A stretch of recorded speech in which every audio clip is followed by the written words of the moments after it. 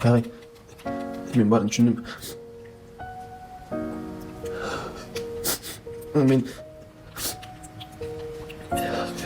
Men geçip olsun.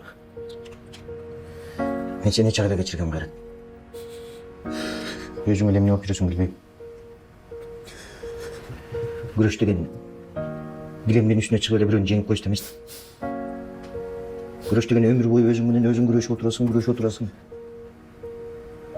Özümdü jengende bunun açınlığı jengişke jetesin. Bunun açınlığı manisi güreş.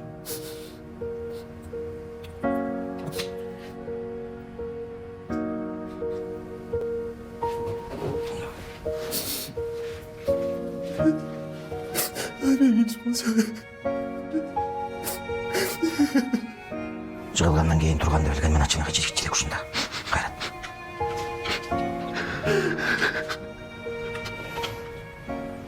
Белді бекен бұл. Олимпиадаға даярданабыз.